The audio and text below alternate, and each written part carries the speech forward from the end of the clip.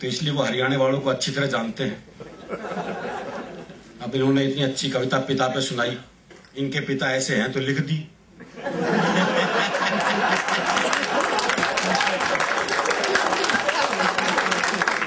हमें पता है ना कि हमारा बाप कैसा है। हरियाणा में तो बाप बेटे की संबंध भी हास्य रस्मी है। वो एक बेटा रात को 9 से 12 पिक्चर देखने जा रहा था, तो बाप ने कहा अगर जागता हुआ हूं तो दरवाजा खोल दूंगा, लेकिन अगर सोते को जगा दिया तो फिर नहीं खोल लूं।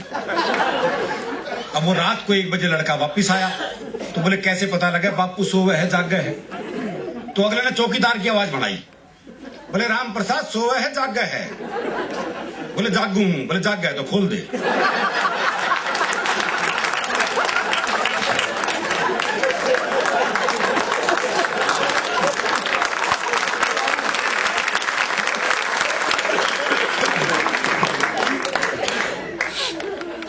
आलोक भाई ने बहुत बढ़िया बढ़िया गजलें पढ़ी,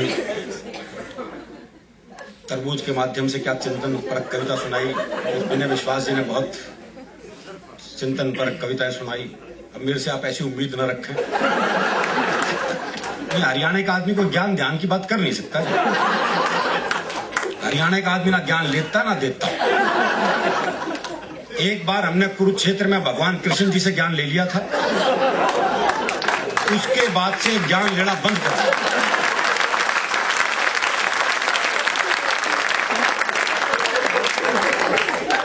भाई जिसने कृष्ण जी से ज्ञान ले लिया वो आजकल के नालतू फालतू बाबाओं से ज्ञान लेगा क्या?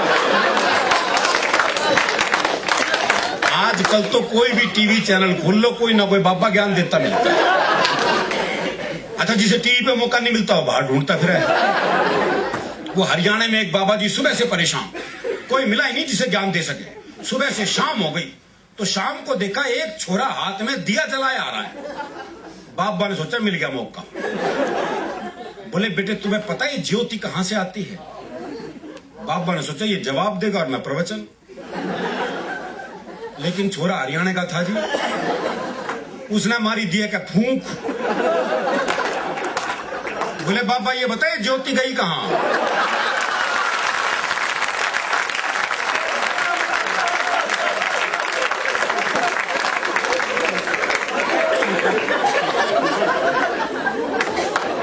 वो आजकल हर एक स्कूल में योग टीचर लग गए। वो दिल्ली में एक योग टीचर बच्चों को योग सिखा रहा था। बोले बच्चों सीधे लेट जाओ।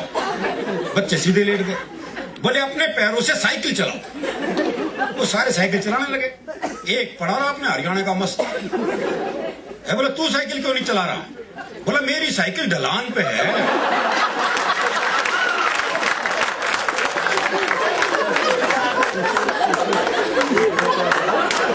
सिखा लो इन्हें योग।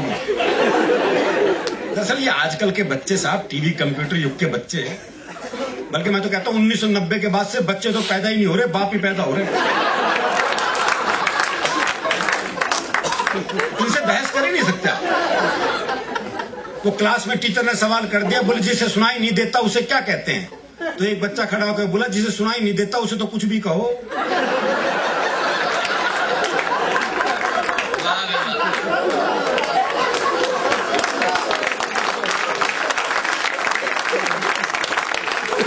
अच्छा, ये हरियाणा के ही बाप बेटे का संवाद हो सकता है जी।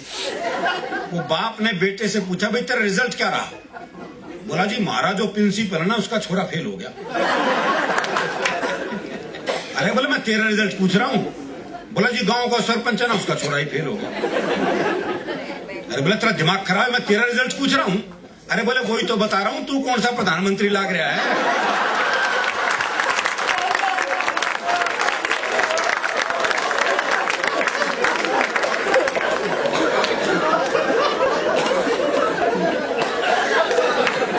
अच्छा, हरियाणा में ये वृद्धाश्रम की भी समस्या नहीं मिलेगी आपको। आप हरियाणा में काम कर रहे हो जी, वहां ये वृद्धाश्रम की समस्या नहीं है। हरियाणा में अगर बूढ़े को पता लग जाए कि बेटा मुझे वृद्धाश्रम में छोड़ के आने वाला है, तो बाप खुद बेटे को अनाथालय छोड़िए। क्या बोले जमा कर लो इसने, मेरा ना आइयो।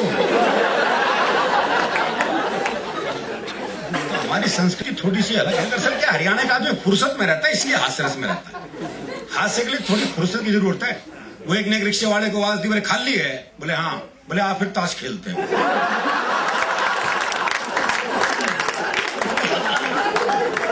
इतनी फुर्सत जरूरी है।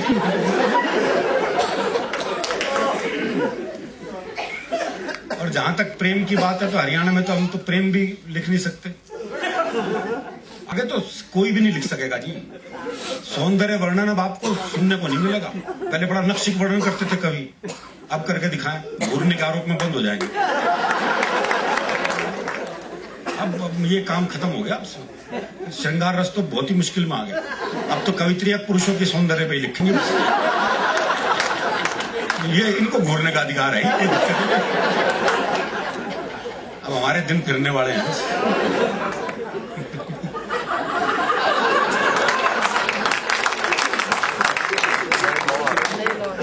अच्छा, हरियाणा में तो प्यार भी जो है वो ब्याह के बाद ही होता है।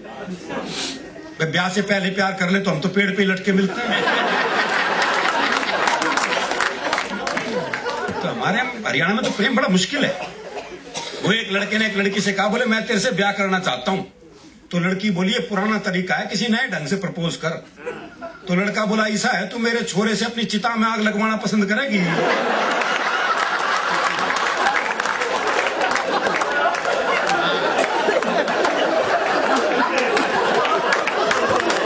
विवाह का ये मौलिक प्रस्ताव हरियाणा में संभव है।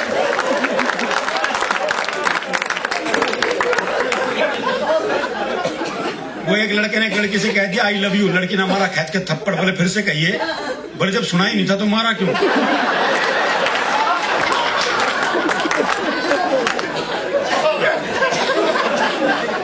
हमारा प्रेम बिल्कुल अलग है जी, अलग तरह का मामला। वो कन्या नया ब्याह हुआ तो दूल्हा दुल्हन को छत पे भेज दिया। वहां उसने देखा लुगाई बड़ी सुथरी, क्या बोले लड्डू खावेगी? देखो ये प्रैक्टिकल बात। अगला जो ला सकता वही पूछ रहा है। मैं उसे पता है ब्याह का घर है, हाँ वर्दी नीचे जाके ले आऊंगा। लड्डू खावेगी, बर्फी ला दूं। इमरती खावेगी, जलेबी ला दूं। भाई ने सुबह के 4 बजा दिए इस चक्कर में। तो नीचे से बूढ़ा बोल पड़ा, बोला इस कढ़ाई ने उतार दे, खेत पे जाने का टाइम हो गया।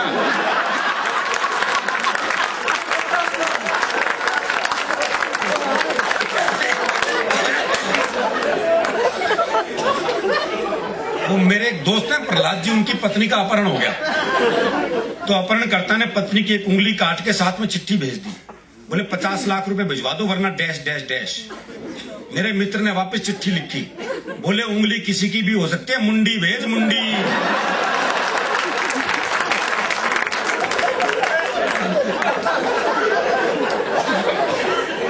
हमारा प्रेम भी बिल्कुल अलग तरह का है। वो एक ने अपने दोस्त को फोन किया, बोले यार शिमला जा रहा हूं, पत्नी को साथ लेके जा रहा हूं और सोच रहा हूं जाते हुए उसे किसी खाई में धक्का दे दूं। तो दोस्त बोला यार मेरी वाली भी ले जा। बोले ले तो जाऊंगा, अगर बुरा नहीं माने तो उसे वापसी में धक्का दे दूं।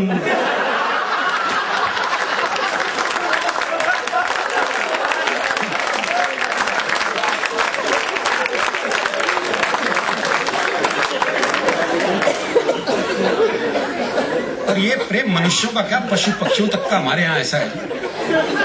वो मेरा एक दोस्त है जिसने तोती पाली। हाँ दुनिया तोता पाते हो, तोती पाली। 3 दिन के लिए तो कहीं बाहर जाना था। बोले यार क्या करूं, कौन दाना पानी देगा, बड़ा चिंतित हूं। मैंने कहा मेरे घर छोड़ जा, 2 तोते हैं, उन्हें दाना पानी देता हूं, इसे भी दे दूंगा। बोला भाई तेरे 2 तोतों के बीच अपनी तोती छोड़ दूं ना। मैंने कहा नहीं यार मेरे तोते बड़े धार्मिक हैं, तो खुद देख ले आके। अच्छा उसने देखा बकायदा गीता के श्लोक पढ़ रहा हूं, एक कुरान की आयतें पढ़ रहा हूं। बोले बड़े धार्मिक है, कोई खतरा नहीं। उसने तोती छोड़ दी। जैसी तोती पिंजरे में गई तो एक तोते दूसरे को कोहनी मारी। अरे बोले पूजा पाठ बंद कर, दुआ कबूल हो गई।